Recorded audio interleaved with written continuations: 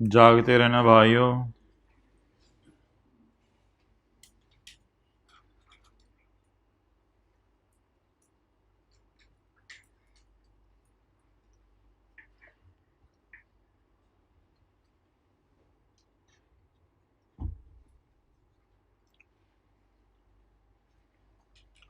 अच्छा जी, ये 3 मिसालें हैं आपके सामने। आप लोगों ने पहले इनको इस एतबार से सोचना है जो हमने कल डिस्कशन की थी कि ये इनटेंजिबल भी हैं या नहीं। फिर अगली डिस्कशन हम इस पे करेंगे इसको अमोर्टाइज या इम्पेयर करना है या नहीं। I bought software for 10 years. आप कल वाली डिस्कशन सामने रखते हुए बताएं कि क्या ये परचेज्ड है या इंटरनली जनरेटेड है। I bought software, I bought software, तो ये बोलें क्या है। उधर उधर देखें, परचेज होने की वजह से इसे क्या करेंगे, कैपिटलाइज करेंगे।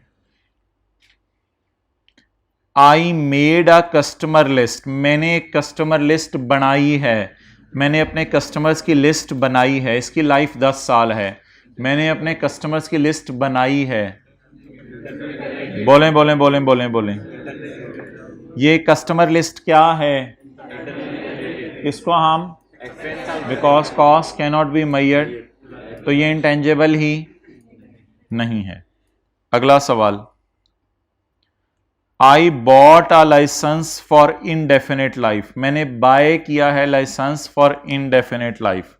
बस मुझे बताएं, आई बॉट लाइसेंस लफ्ज़ लिखा हुआ, आई बॉट लाइसेंस, क्या ये मैंने बनाया खरीदा है या मैंने खुद बनाया है। क्या कल वाली डिस्कशन या आज वाली, कल वाली कल वाली कल वाली कल वाली, मैंने इसको क्या किया है, परचेज। परचेज करने की वजह से ये क्या बन जाएगा, तो I hope now this is clear. पहला वाला क्यों इंटेंजिबल है, बॉट। दूसरे वाला क्यों इंटेंजिबल नहीं है, कस्टमर लिस्ट मेक की है, बाय नहीं की। और तीसरे वाला क्यों इंटेंजिबल है, दूसरे वाला नहीं है, तीसरे वाला क्यों है, बॉट बॉट। तो ये जवाब मैंने जो लिखे हैं वो सही हैं कि क्या ये इंटेंजिबल है या नहीं है। ये इंटेंजिबल है, ये इंटेंजिबल एसेट और ये इंटेंजिबल है। अगला हमारा सवाल होगा इंपेयर या अमोर्टाइज करने, या पहले में चलें। आई बॉट अ सॉफ्टवेयर फॉर, मेरे पहले सवाल का जवाब दीजिएगा। मैंने अगर एक सॉफ्टवेयर खरीदे 10 साल के लिए, तो क्या ये सॉफ्टवेयर है या परचेज्ड, आज वाली डिस्कशन, क्या ये सॉफ्टवेयर है या परचेज गुडविल। दूसरा सवाल मेरा, भाई होंठ हिला बैठा हुआ, तो दूसरा सवाल मेरा, क्या ये इनडेफिनेट लाइफ है या फाइनेट लाइफ है। डेफिनेट लाइफ है ना, पता है ना, फाइनेट लाइफ है। तीसरा सवाल मेरा, क्या ये डेवलपमेंट चल रही है या मैंने बना बनाया खरीद लिया है। तो क्या ये पहले वाली कैटेगरी में गिरेगा जो आज नई पड़ी हैं, या दूसरे वाली कैटेगरीज में गिरेगा। इसको अमोर्टाइज, लेकिन इंपेयरमेंट टेस्ट से सिर्फ तब गुजारेंगे जब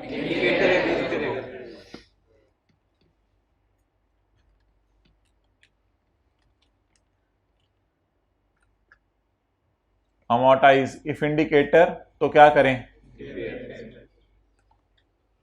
जी, मैंने एक कस्टमर लिस्ट खुद बनाई है, ये इंटेंजिबल ही नहीं है। तो जब इंटेंजिबल ही नहीं है तो आगे डिस्कशन रहने दें इंपेयरमेंट और अमोर्टाइजेशन की, वो डिस्कशन ही नहीं करनी आगे। और ये I bought a license for indefinite life, इसका बताएं क्या करें, बॉट कर लिए इस वजह से। अब इससे 3 सवाल पूछें, क्या ये परचेज गुडविल है, क्या ये डेवलपमेंट चल रही है या बना बनाया खरीद लिया है, क्या ये इंडेफिनेट लाइफ है, हाँ, तो फिर क्या करें।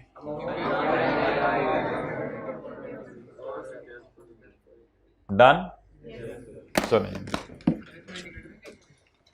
इंडिकेटर देखेंगे, नहीं इसमें इंडिकेटर नहीं देखेंगे, ये तो वो तीसरा वाला है ना, इसमें क्यों इंडिकेटर, इंडिकेटर किस में देखना है, अदर्स में।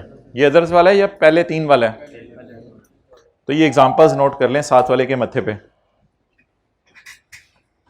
मत्थे को क्या कहते हैं, 4 हेड या 5 हेड?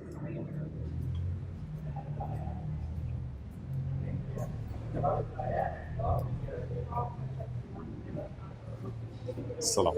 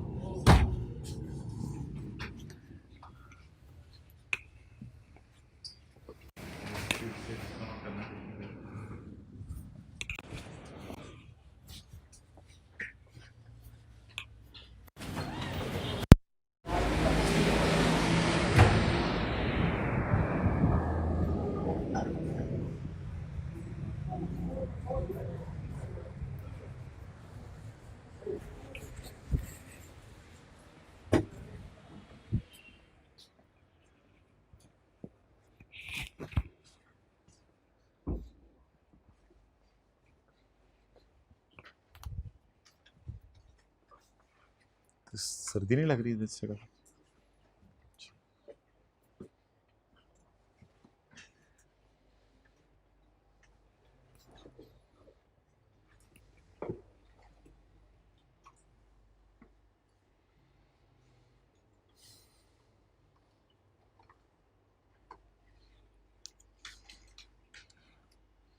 क्वेश्चन नंबर 3 निकाल लें जहां क्वेश्चन नंबर 8 किया था आप लोगों ने।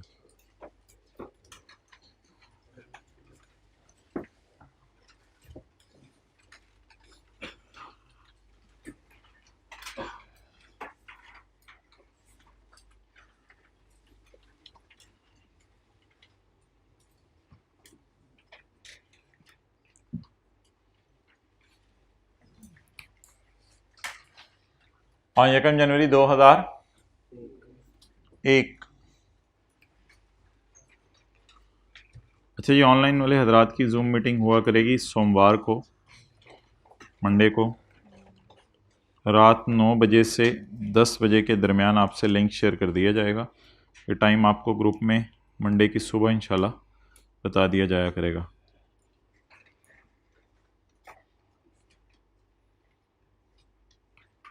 आप हजरात की भी मीटिंग होगी क्लास में मेरे साथ।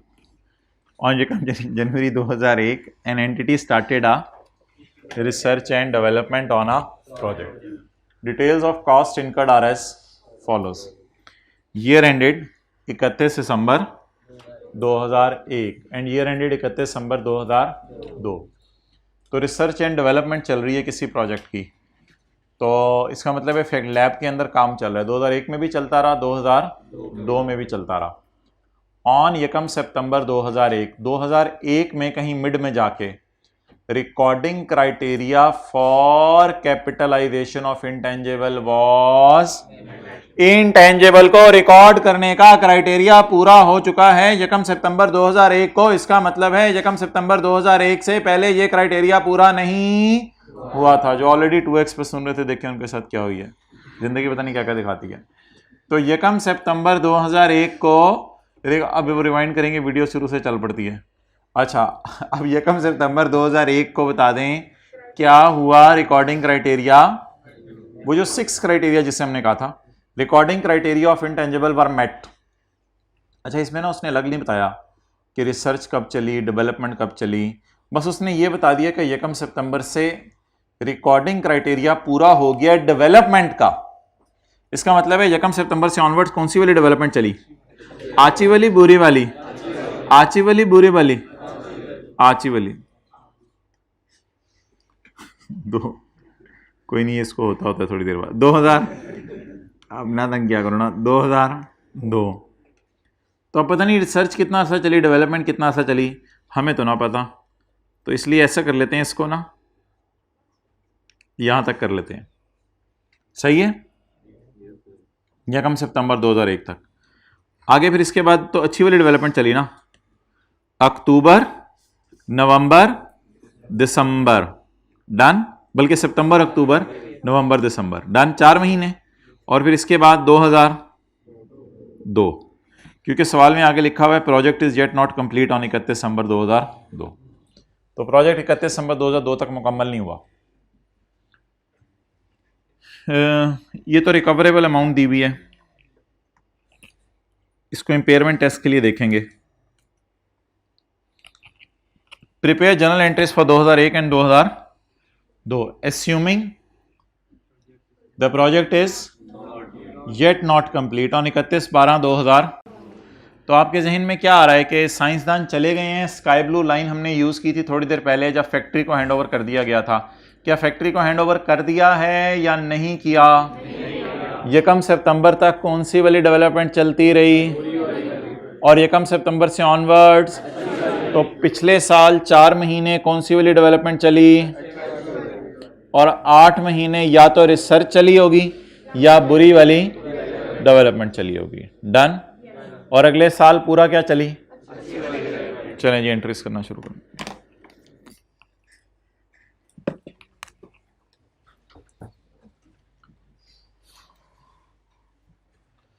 अच्छा, अब अपने काम से काम रखते हैं या हल्का फुल्का इसमें भी रहते हैं कि दूसरे क्या कर रहे हैं घर में, मोहल्ले में, और फिर थोड़ा सा देखते भी रहते हैं छुप छुप के क्या कर रहे हैं, क्या हैं? अपने काम से काम।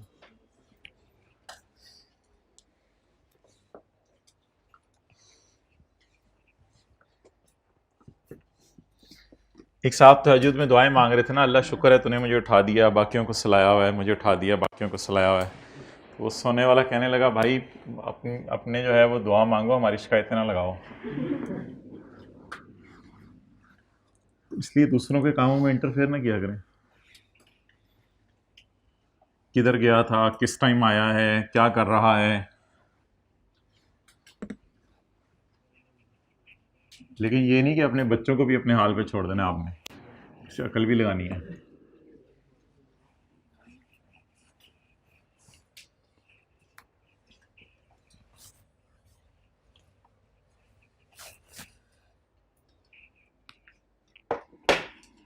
दो हजार एक बताएं जी, 2001 में कितना खर्चा हुआ? 120। प्रोजेक्ट कब शुरू हुआ था वैसे 2001 में? लिखा हुआ है 1 जनवरी। तो ये 2001 में आपके ख्याल से कितना अर्सा कॉस्ट हुई होगी? ये भी मैंने आपको बताया चैलेंजिंग होता है। कितना अर्सा कॉस्ट इनकर हुई होगी? ना कॉस्ट इनकर कितना अर्सा हुई होगी? और अगले साल भी 12 महीने। उसमें से अच्छी बुरी अलग अलग मैं करने को नहीं कह रहा, मैं पूछ रहा हूं कि 2001 में आपके ख्याल से साइंसदानों को कब से तनख्वाह देना शुरू की है? 1 जनवरी से। और 2002 के एंड तक प्रोजेक्ट अभी तक मुकम्मल, तो 2001 का पूरा साल भी तनख्वाह दी और 2002 का पूरा साल भी तनख्वाह दी।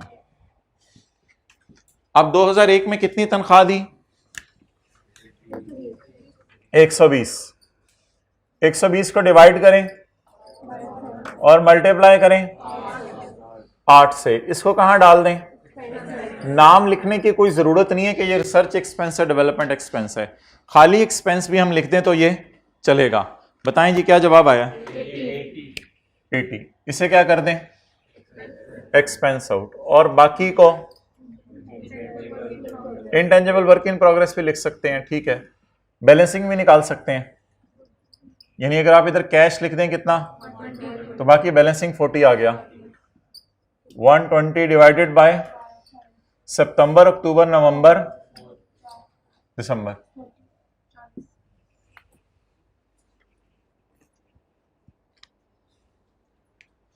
ओके,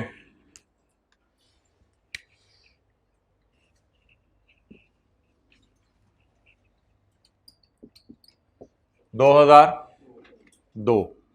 इससे पहले 2001 के एंड पर इसको इंपेयरमेंट टेस्ट से गुजारना है। वजह बताएं। मस्ट। क्यों? नहीं, इनडेफिनेट लाइफ है। गलत।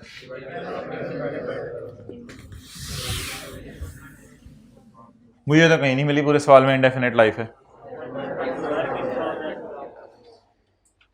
भाईजान सवाल के अंदर इनडेफिनेट लाइफ नहीं है, लेकिन एक और बात जो है वो सवाल के अंदर लिखी हुई है, वो वाज़े तौर पे हमें समझ आ जानी चाहिए कि ये डेवलपमेंट अंडर, अगर 2002 के एंड पे इन प्रोग्रेस है तो 2001 के एंड पे तो ऑब्वियसली, और इधर देखें ना, 2002 के एंड पे इन प्रोग्रेस है तो 2001 के एंड पे तो ऑब्वियसली ये क्या है, इसको आपने अमोर्टाइज, इसीलिए शायद सवाल में लाइफ भी नहीं दी हुई।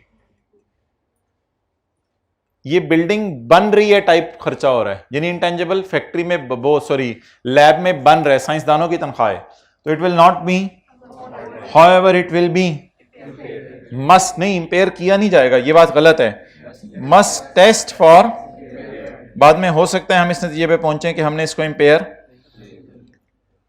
गुजारे जी कोई अच्छा सा बच्चा इसको इंपेयरमेंट टेस्ट से। रिकवरेबल अमाउंट खोल के देखें जरा, चाती मारें। चाती मारनी आती है? 90। 90 को किससे कंपेयर करें? 40 से। आप बता दें। वर्किंग वन,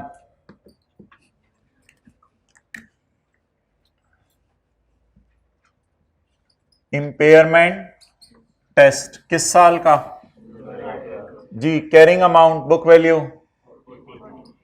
40, रिकवरेबल अमाउंट, अब वैल्यू इन यूज और fair value minus cost to sell नहीं दी, उसने डायरेक्ट हमें क्या दे दिया है? Recoverable amount. तो इनके साथ नेगेटिव या कुछ लिखने की जरूरत नहीं है, बस नीचे लिख दिया नो इंपेयरमेंट, यानी ऑलरेडी चीज 40 की पड़ी है, तो उससे अगर 90 आ सकता है तो फिर 40 को गिराने की जरूरत है या 40 को 40 पे पड़ा रहने दें? फोरसीन गेन नहीं रिकॉर्ड करना होता कि 40 की चीज 90 देके जाएगी तो फोरसीन गेन रिकॉर्ड कर लें, बल्कि क्या रिकॉर्ड करने होते हैं? फोरसीन लॉसेस रिकॉर्ड करने होते हैं।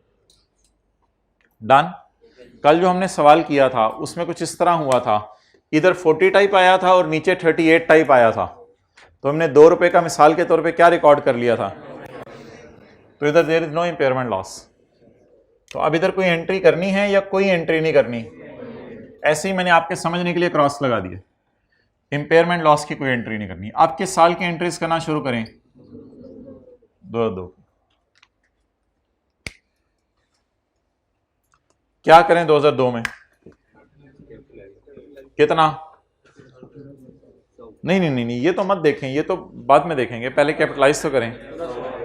2002 के साल में साइंसदानों को जिन्होंने सफेद कपड़े पहने हुए थे क्या तनख्वाह दी? कितने महीने दी? 12 महीने। और अभी तक प्रोजेक्ट क्या है?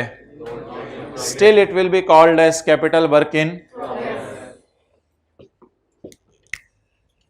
जी, लेकिन इसको कैपिटलाइज करें क्योंकि ये अच्छी वाली डेवलपमेंट है, लेकिन इसको पूरे को कर देना बस।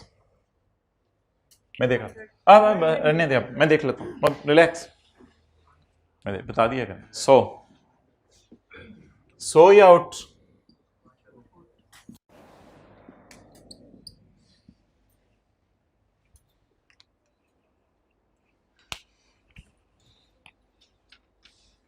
डन। आगे चलें। 2002 में हम अगेन इसको किससे गुजारेंगे?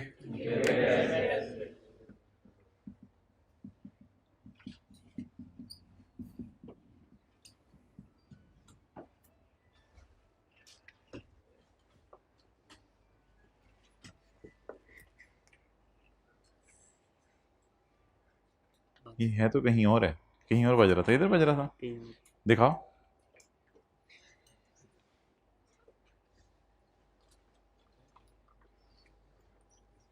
ये बज रहा था, और दूसरे बड़े वाला मोबाइल निकालो। वो स्नैच हो गया। वो स्नैच हो गया, मैंने कहा जानबूझ के छोड़ा है। नहीं।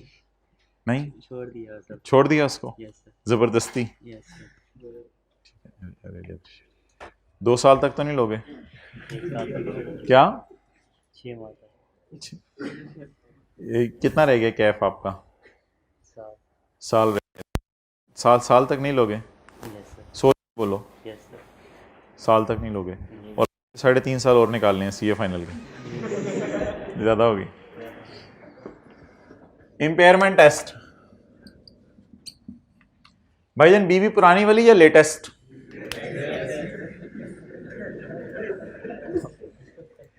मतलब 40 या 40/100? What was the carrying amount of BV at the end of previous year? 40. Now she has grown, but now the BV has grown up. So 40 plus 100, 140 kg. Rupees in million. Rupee. 40 plus. So it is brought down. It is addition. It is carried on BV. So always compare the BV with recoverable amount. So feel like impaired? Yes, sir. Recoverable amount is only, alas,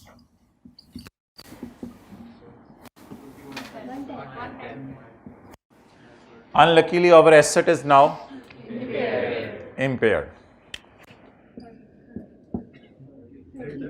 30.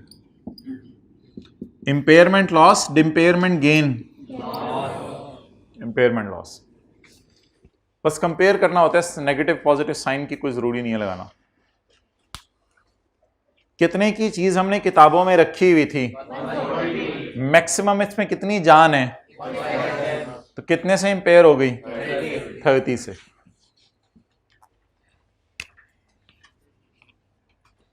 Okay, आप बताएं जी entry. ये इसकी तो life पता ही नहीं, तो हम impair क्यों कर रहे हैं? अमोर्टाइज नहीं करना जिसकी लाइफ पता ना हो, इंपेयर तो करने की जरूरत है ना। Impairment loss expense debit accumulated impairment loss credit कितने से? 30 से।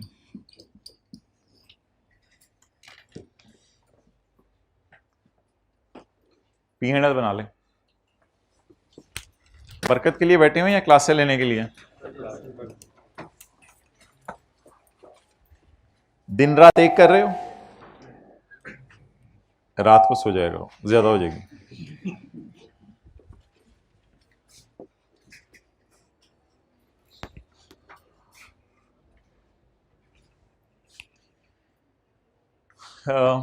भाईजान हम आधे मिनट की ब्रेक ले रहे हैं।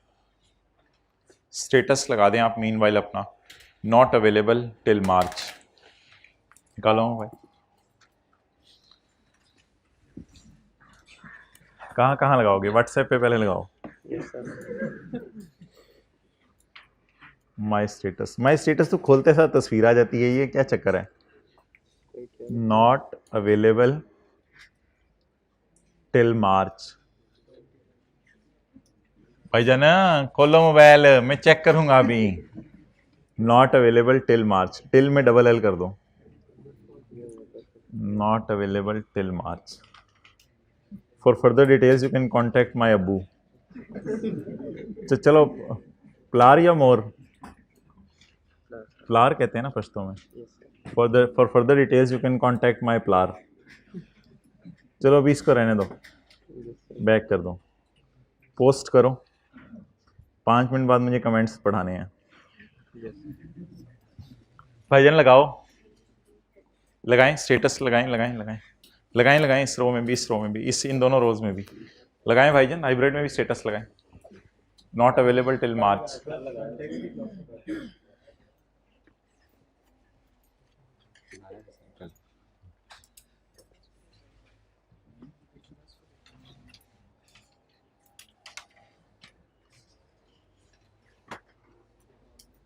दिखाओ जरा, खोलो।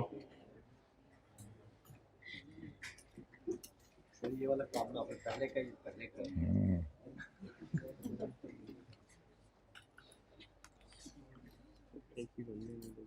अजीज चौधरी ने देखा है अभी तक, आ गया, उसका मैसेज भी आ गया है, पढ़ सकता हूँ। जी सर। दासी वे फोन ऑफ केसी।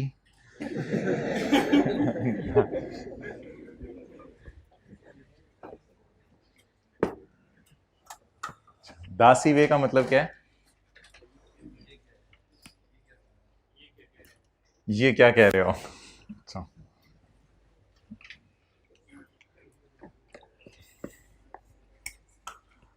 दासी वे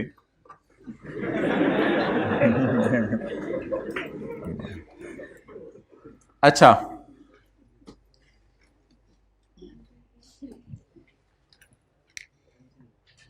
P&L के अंदर पहले साल की बुरी वाली डेवलपमेंट जाएगी 80, 2001, 2002,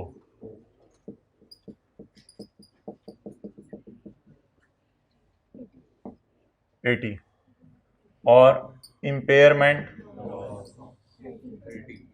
30। बैलेंस शीट से मुराद है तख्ता तवाज़ुन। बैलेंस शीट में इनटेंजिबल वर्क इन 2001 में 40,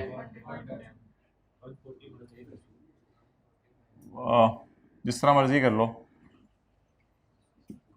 40 plus 100 is equal to minus 30। ये सारा इन प्रोग्रेस ही है।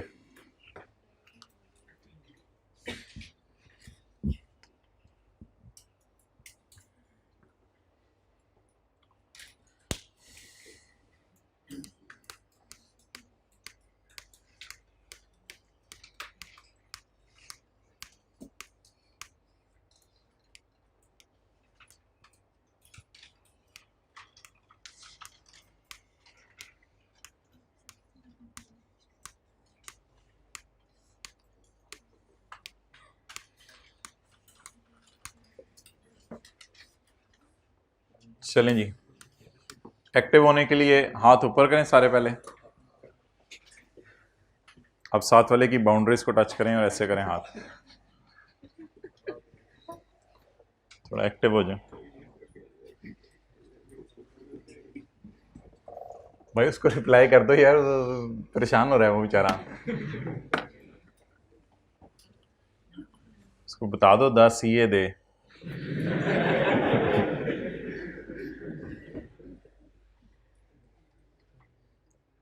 वो क्या कर रहा है, खुद क्या कर रहा है वो अजीज? वो वाला अजीज है, उसको खुदा चपेट दे, वो मैं जानता हूँ उसको।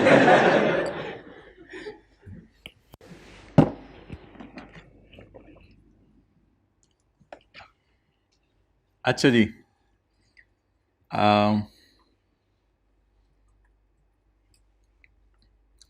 बड़ी इंपॉर्टेंट डिस्कशन शुरू होने लगी है। अच्छा, पहले झक मार रहे थे। स्टैंडर्ड्स आप हजरात ने ख़रीद लिए होंगे। कुछ हजरात इतने सॉरी कि उन्होंने FAR 1 में बिल्कुल लिफ्ट नहीं कराई स्टैंडर्ड्स को, और इस दफ़ा जो लोग स्टैंडर्ड नहीं लेके गए FAR 2 में वो रो रहे थे बाद में, कितना थ्योरी का आया हुआ था कुछ। आप क्यों यस कर रहे हो? तो दोस्त ने बताया क्या हुई है। अच्छा, स्टैंडर्ड्स में पार्ट A है, पार्ट B है और पार्ट C है। इसका कोई यूज़ नहीं है, आप हजरात ने इसको रख देना साइड पर। CA करने के बाद इसे यूज़ करना है अगर दिल चाहा, वो भी ज़रूरत नहीं है।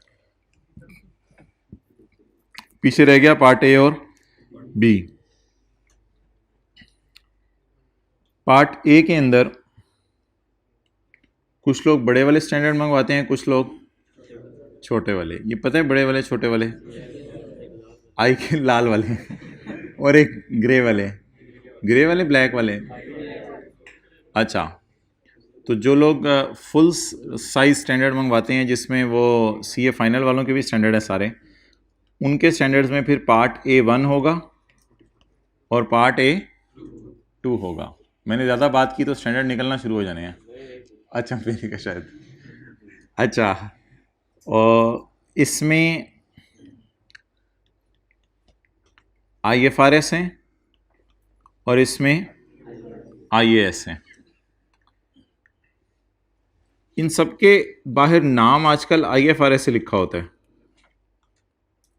इन स्टैंडर्ड्स के बाहर लिखा IFRS ही होता है, इंटरनेशनल फाइनेंशियल रिपोर्टिंग स्टैंडर्ड्स, लेकिन पहले इनका नाम था इंटरनेशनल अकाउंटिंग स्टैंडर्ड्स। तो आपके लिए A1 भी ज़रूरी है, A2 भी ज़रूरी है।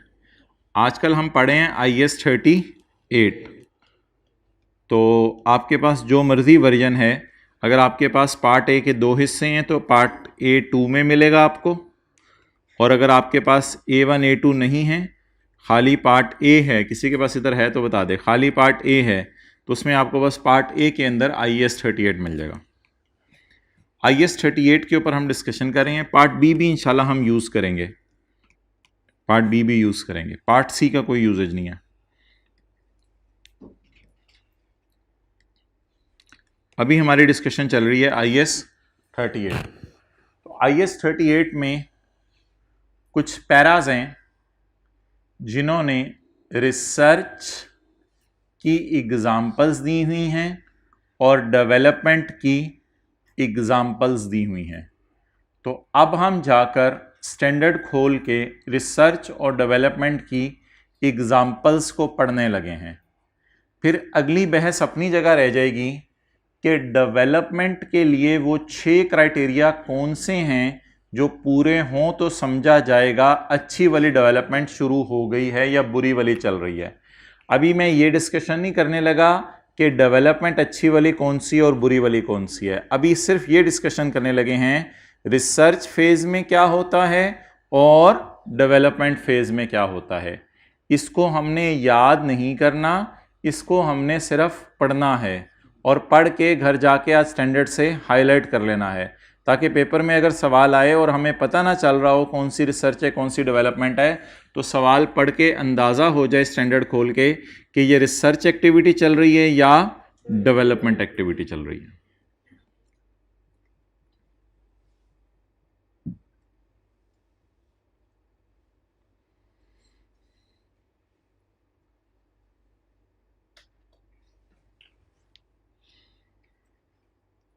अच्छा जी,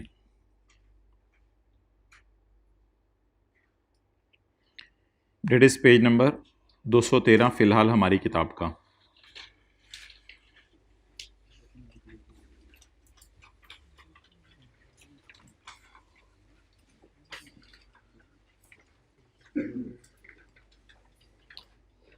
अच्छा, ये डेफिनेशन है, ये एग्जाम्पल्स नहीं है। ये डेफिनेशन आपने याद नहीं करनी, डेफिनेशन आपको स्टैंडर्ड के, अच्छा मैं ओरिजिनल अगर स्टैंडर्ड खोलूँ आपके सामने,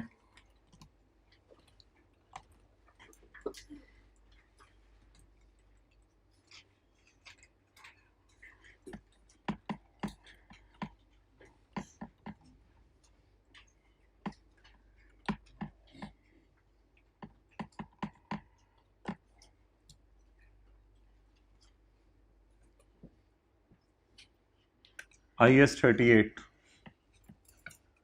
no thanks.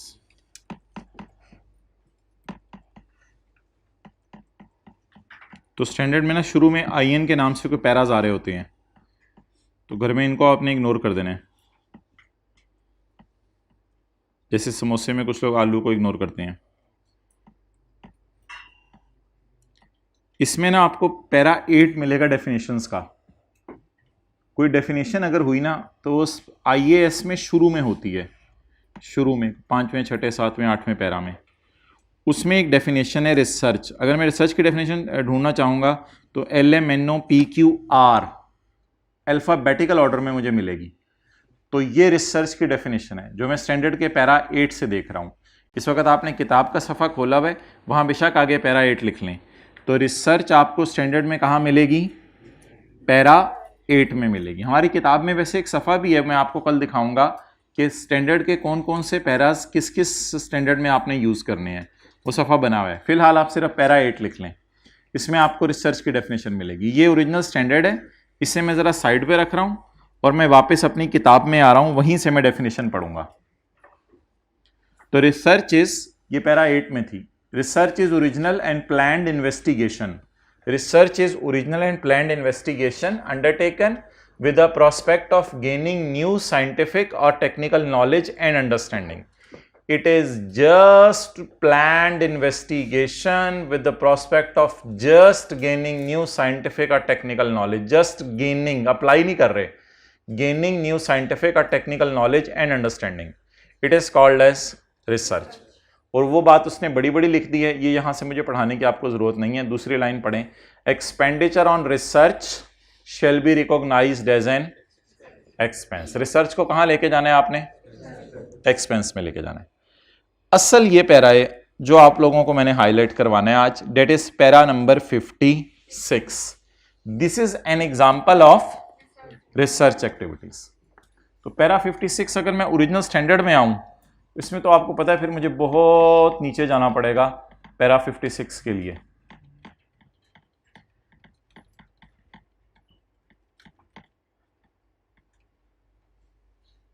Internally generated intangibles शुरू हो गए हैं, उसमें रिसर्च फेज की हेडिंग है, उसमें 54, 55, 56 एग्जांपल्स ऑफ। तो पैरा 8 में घर में जाके हमने रिसर्च की डेफिनेशन हाईलाइट कर ली और पैरा 56 में आके हमने एग्जांपल्स ऑफ, अच्छा, activities aimed at obtaining a new knowledge. अगर कभी ऐसा लफ्ज पेपर में लिखा हुआ नजर आया तो इसको यहां से आके कंपेयर करेंगे और activity aimed at new knowledge का नाम क्या रख देंगे? It is a research. Search, evaluation and final selection. Search, evaluation and final of application of research findings or other knowledge. Application of research findings को search करना, evaluate करना और final select करना, बस। यानी रिसर्च में आपने कुछ चीजें रिसर्च करके कोई फाइनल चीज आपने सेलेक्ट कर ली, सर्च की, इवेल्युएट की, फिर फाइनली सेलेक्ट कर ली। Search for alternative for materials, सब्ज मिर्च डालें, लाल मिर्च डालें, शिमला मिर्च डालें, search for alternative materials. Search for alternate devices, गाड़ी बनानी है, कौन सी डिवाइसेस यूज करेंगे हम इस दफा? Search for alternate, this is just search. Search, search for product, search for processes, नए नए प्रोसेस क्या आ गए हैं चीज बनाने के। Search of system, search of services, लोग क्या क्या सर्विसेज दे रहे हैं, बस सर्च सर्च। आगे, formulation, design, evaluation and final selection of possible alternatives. मुख्तलिफ जो ऑल्टरनेटिव्स आपके सामने आए हैं उनको फॉर्मुलेट करना, डिजाइन करना, इवेल्युएट करना, जज करना और एंड फाइनल सिलेक्शन, और फाइनल सेलेक्ट कर लेना। अगेन बात फाइनल सिलेक्शन तक है, अभी कोई काम नहीं हमने शुरू किया, जस्ट फाइनल सिलेक्शन तक है। जैसे आप कोई सूट है वो सिलेक्ट कर रहे होते हैं, चूज कर रहे होते हैं, अभी खरीदा नहीं होता। तो formulation, design, evaluation and final selection of possible alternative for new material, जो आप नया मटेरियल बनाने जा रहे हैं, न्यू डिवाइस बनाने जा रहे हैं, नई प्रोडक्ट बनाने जा रहे हैं, नया प्रोसेस, नया सिस्टम, नई सर्विसेज, जो भी आप देने जा रहे हैं, जस्ट उनकी फॉर्मुलेशन, डिजाइनिंग, इवेल्युएशन और फाइनल सिलेक्शन हो रही है। अभी काम शुरू नहीं हुआ, अभी काम शुरू नहीं हुआ। So that all is called as research. Now will move towards development. Development की डेफिनेशन आपको कहां मिलेगी? जो आप पढ़ रहे हैं वो सिर्फ टिक कर लेना, कुछ ज़्यादा चीज़ें तो हमने पढ़नी नहीं। डेफिनेशन और एग्जाम्पल्स, दो चीज़ें हमने टिक की हैं, आगे टिक करें। डेवलपमेंट की डेफी, हाँ, development is an application of research की फाइंडिंग्स को अब अप्लाई करने लगे हम, अब फाइनल काम शुरू होने लगे। अब मटेरियल सिर्फ सेलेक्ट नहीं होंगे, मटेरियल डाल के चीजें बनना शुरू हो जाएंगी अब। तो development is the application of research finding और other knowledge to a plan और a design for the production of a new और substantially improved material, devices, product, process, system, services before the start of commercial production और use. Commercial production कहां शुरू होनी है? Factory में। Factory से पहले पहले ये काम मुकम्मल होगा। इस काम का नाम क्या होगा? कमर्शियल प्रोडक्शन से पहले पहले ये काम होगा। तो इधर एक लफ्ज नया आ गया, एप्लीकेशन ऑफ रिसर्च को अप्लाई करना। रिसर्च एक चीज है, बाद में जब उसको अप्लाई करेंगे डेट इज कॉल्ड एज। आप क्या पढ़ने लगे हैं? नहीं नहीं नहीं, ये कुछ हो रहा है। ये वो 6 क्राइटेरिया जो मैंने आपको बताया हुआ है, इसको छोड़ें। इसमें लिखा हुआ ना if only following criteria are met, इसको छोड़ें, अभी ये टिक करें। What is this? Examples of. ये अब बोतलें बनना शुरू हो गई हैं ना, वो तो फैक्ट्री में होना है मेरे भाई, बोतलें तो बनना नहीं शुरू हुई। ये क्या शुरू हुआ है अभी? अब बोतलों के लिए जो फॉर्मूला है वो बनना शुरू होगा। उसमें हम डिफरेंट चीजें डाल के टेस्ट करेंगे, फॉर्मूला सही बन रहा है या नहीं बन रहा।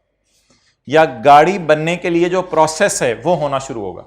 गाड़ी बनना नहीं शुरू होगी। गाड़ी तो जब कभी वो फैक्ट्री को हैंड ओवर करके जाएंगे R&D वाले। अभी ये काम साइंसदान ही कर रहे हैं, लेकिन इस काम का नाम क्या है? Examples of development activities are design, construction and testing of pre production. Production तो शुरू होनी है फैक्ट्री में। फैक्ट्री से पहले चीजें प्रोड्यूस करके देखी जा रही हैं, जिसको आप सैंपल कहते हैं बनाना। सैंपल बना के देखे जा रही हैं सैंपल इस काबिल हैं या नहीं कि आगे बेचे जा सकें। तो डिजाइन क्यों, प्रोडक्शन कहां होनी है चीजों की? तो प्रोडक्शन से पहले जो काम हो रहा है that is called as pre design, construction and testing of pre production और प्री यूज। प्रोडक्शन का मतलब ये होता है हमने चीजें खुद बनानी है, और यूज का मतलब ये होता है कि हमने कोई चीज बनानी, वो क्या कहते हैं, कोई चीज बेचनी नहीं है आगे, कई चीज बना के खुद यूज कर लेते हैं। फॉर्मूला बना के बोतलें बनाते हैं और सॉफ्टवेयर बना के खुद यूज कर लेते हैं। तो प्री प्रोडक्शन और प्री यूज, अभी यूज करना तो शुरू बाद में होंगे हम, यूज से पहले प्री यूज करके टेस्टिंग कर रहे हैं ऑफ प्रोटोटाइप्स एंड। अब भाईजान फॉर्मूला सैंपल बेस पे चेक होने लग गया, उससे बोतलें बन के ट्राई हो रही हैं, ये बोतल सही है टेस्ट में या खराब है। और अगर गाड़ी बन रही है तो गाड़ी के लिए आपको पता है टायर अलग बनेंगे, स्टीयरिंग अलग बनेगा। अब वो टायर अलग, स्टीयरिंग अलग, सारी चीजें, तो उसके लिए प्लास्टिक किसी चीज में डालना पड़ेगा। तो जैसे बर्फ उसमें डाली जाती है, सांचा कहते हैं, पता नहीं आप लोग क्या कहते हैं। तो बर्फ एक सांचे में डाली जाती है जिससे वो बर्फ उस शेप की हो जाती है। जिसे समोसा बनाने के लिए कोई अंदर मटेरियल होता है, ये डाल दो तो गोल समोसा बन जाएगा, ये डाल दो तो चौकोर बन जाएगा, ये डाल दो तो ट्रायंगल बन जाएगा। उसको कहते हैं tools, jigs, moulds and dies involving. इनकी डिजाइनिंग शुरू हो गई है। Next, design, construction and operation. ये क्या चक्कर है? ये तो प्लांट ऑपरेट होने लग गया है। ये तो फैक्ट्री की बातें शुरू हो गई हैं, प्लांट ऑपरेट होने लग गया है। प्लांट नहीं है, ये पायलट प्लांट है। प्लांट पे पायलट बैठ जाएगा तो ये पायलट प्लांट है। पायलट प्लांट होता है छोटे स्केल वाला प्लांट। ऐसा प्लांट नहीं है जिससे ह्यूज लेवल पे प्रोडक्शन हो सके कि दिन के अंदर 10,000 बोतलें प्रोड्यूस हो सकें। ये ऐसा प्लांट है जिससे दिन में 5-10 बोतलें प्रोड्यूस होकर जरा देख लें कि क्या कैसी क्वालिटी आ रही है चीजों की। Designing of pilot plant, design करना पड़ेगा ना पायलट प्लांट। अच्छा, ये मजे की बात सुने, ये पायलट प्लांट एक ऐसी चीज होगी जो फिजिकल सब्सटेंस रखती है, इसको आप टच कर सकेंगे। लेकिन अनलकीली ये डेवलपमेंट की एग्जाम्पल होने की वजह से डेवलपमेंट फेज में चली जाएगी, और डेवलपमेंट फेज में जाने की वजह से ये भी इंटेंजिबल बन जाएगा। हालांकि pilot plant is touchable, it has a physical substance, but development के अंदर होने की वजह से ये भी इंटेंजिबल में चला जाएगा। क्योंकि पायलट प्लांट असल ना, जो प्लांट फाइनल वाला बनेगा ना, जिस प्लांट पे ये लोग काम कर रहे थे, जो प्लांट फाइनल वाला बनेगा, जिस प्लांट पे ये लोग काम कर रहे थे, ये प्लांट तो अलग चीजें हैं जिस पे धागा रोल हो रहा है, ऊपर तो प्लांट है ना। इस प्लांट को आप पीपीई कहते हैं, इसके तो IS 16 लगेगा। इसको प्रॉपर्टी प्लांट इक्विपमेंट कहते हैं। लेकिन इससे पहले अगर कोई प्लांट है छोटा सा पायलट प्लांट ही, तो उसको क्या कहेंगे? डेवलपमेंट की एग्जांपल। लेकिन उस पायलट प्लांट में भी 3 काम होंगे। पहले पायलट प्लांट डिजाइन होगा, डिजाइन होने के बाद कंस्ट्रक्ट होगा। डिजाइन बना पायलट प्लांट का ₹1,00,000 का, पायलट प्लांट कंस्ट्रक्ट हुआ 10 लाख का, फिर पायलट प्लांट को चलाएंगे। पायलट प्लांट कहां चल रहा होगा? पायलट प्लांट यहां चल रहा होगा, पायलट प्लांट यहां चल रहा होगा। पहले डिजाइन होगा इधर ही कंस्ट्रक्ट होगा, इधर ही ऑपरेट होगा, और इससे बोतलें निकलना शुरू हो जाएंगी। लेकिन इस लेवल की नहीं होंगी कि हम मार्केट में बेच सकें, बड़ी थोड़ी सी होंगी, बोतलों की शीशियां होंगी इसमें। तो designing number 1, construction number 2 and operation number 3। Operate होना बाद में ऑपरेट होगा, बनेगा। जितना अरसा लैब बंद नहीं होगी उतना अरसा पायलट प्लांट ऑपरेट होता रहेगा। That is not of a scale economically feasible for commercial production। ये इतने बड़े स्केल पे नहीं बनेगा कि ये फिजिबल हो जाए कि इससे कमर्शियल प्रोडक्शन शुरू कर दें, ये इससे थोड़ी मोटी प्रोडक्शन हो रही होगी। एंड और चौथी example, design, construction and testing of a chosen alternative. इधर लिखा हुआ था formulation, design, evaluation and final selection of possible alternative, और इधर क्या लिखा हुआ है? Chosen alternative. ये फर्क है। उधर लिखा हुआ था डिजाइन ऑफ पॉसिबल ऑल्टरनेटिव, और इधर क्या लिखा हुआ है? Design, construction and testing of for new और improved material, device, product, process, system. यानी अब उस चीज की डिजाइनिंग शुरू हो गई है, गाड़ियां बननी शुरू हो गई हैं, लेकिन अगेन उस स्केल की नहीं है जिस स्केल की हमें चाहिए, बड़े स्मॉल स्केल के ऊपर। अब अगर पेपर में मुश्किल सी 7-8 लाइनें आ रही हुई, तो उन 7-8 लाइनों को जज करके हम अलग अलग किया करेंगे कि ये सारे काम और ये सारे काम, जो काम ये वाले होंगे इनको हम क्या कर दिया करेंगे? ये याद करने हैं घर जाके या सिर्फ पढ़ने हैं? पढ़ने हैं और तो कुछ नहीं। और इनको नहीं, ये बात तो अधूरी है। अगर 6 क्राइटेरिया मीट हो रहा हुआ तो इनको, और अगर 6 क्राइटेरिया मीट तो फिर इनको क्या करेंगे? बोलें, एक्सपेंस आउट करेंगे। डन। अच्छा जी, आज की आखिरी बात। अब मेन जो हमारे पैराज हो गए, ये 59 था और इधर 56, और आखिरी पैरा आज का डेट इज 57, 6 क्राइटेरिया। चलें जी, सारे मुतवज्जे हो जाएं आप। An intangible arising from development, research या डेवलपमेंट, ये पेज 213 का एंड।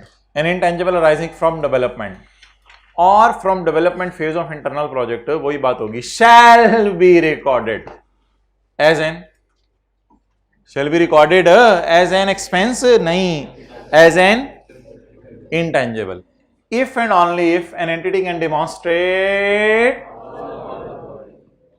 जब ये 6 बातें पाई जाएंगी, जिसे हम 6 क्राइटेरिया कह रहे थे, A, B, C, D, E, F, अगर ये 6 बातें पाई जाएंगी तो क्या कहा जाएगा? ये डेवलपमेंट आची वाली, बुरी वाली, आची वाली, बुरी वाली, आची वाली, बहुत आची वाली। Clear? The technical feasibility of completing the intangible, ये कौन बताएगा? वो जो साइंसदान ही बताएंगे। कम से कम मैं एज एन अकाउंटेंट अगर हूं तो मैं ये चीज बता सकूंगा, या ये वो साइंसदान ही बताएंगे?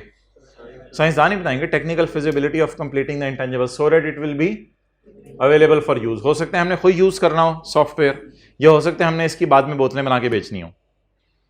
तो टेक्निकल फिजिबिलिटी से पूछ लें, किससे? वो जो सफेद चोगे पहन के खड़े में उनसे पूछ लें। Its intention to complete the intangible, ये तो मेरे ख्याल से ओनर आगे लिखे हैं, ये तो ओनर से पूछें आप।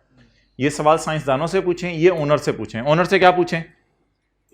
भाईजान आपके प्रोजेक्ट कंप्लीट करने की इंटेंशन भी है, या ऐसे ही साइंसदानों को करके टाइम ज़ाया करे? ओनर के यार मैं तो फजूल खर्च इंसान हूँ, ऐसे ही बस साइंसदानों को थोड़े अरसे के लिए लाए करके इनको फारा कर देना, तो फिर क्या फ़ायदा है? फिर इंटेंजिबल को कैपिटलाइज करने की कोई ज़रूरत नहीं है। तो ओनर से क्या पूछें? और ये तीसरा काम मार्केटिंग डिपार्टमेंट से पूछ लें, मार्केटिंग वाले बता देंगे इट्स एबिलिटी टू यूज और cell the intangible.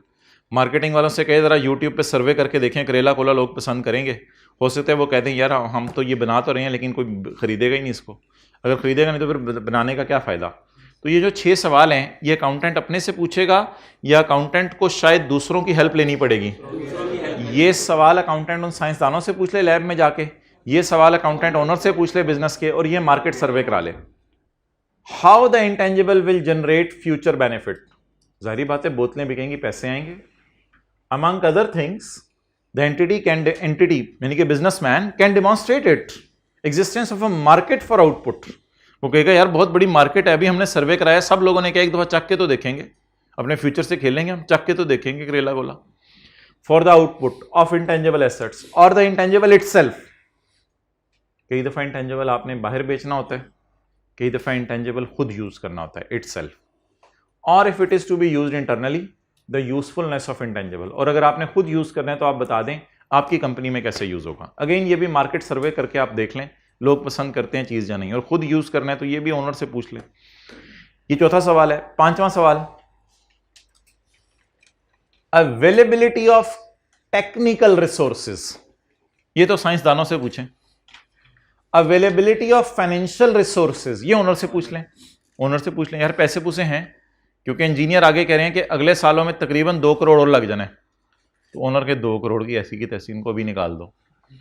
Availability of adequate technical financial and, यार सादा सी वही बात है ना, घर में कोई चीज सालन बन रहा है तो अब बनना है या नहीं बनना देख लें, टेक्निकली पॉसिबल है, लाइट आ रही है, गैस आ रही है, नहीं आ रही तो बाबी बना बनाया खरीदें और गुजारा चलाएं। फिर कैसे बना रहे हैं आप, गैस ही नहीं आ रही, माचिस ही नहीं मिल रही, आपका मूड भी कोई नहीं है, अम्मी भी कह रही हैं छोड़ो पर, बाबा आलू छील के बैठे हैं 1 घंटे से, आलू छिले हुए हैं, क्या हो गया आलू छिल गए हैं, वो ये कौन सी डेवलपमेंट चल रही है। अच्छा, availability of adequate technical financial और other resources to complete the development and to use, खुद भी यूज कर सकते हैं आपका दिल चाहे, नहीं यूज करना तो बोतलें बना के सेल करते हैं, कोई मसला नहीं।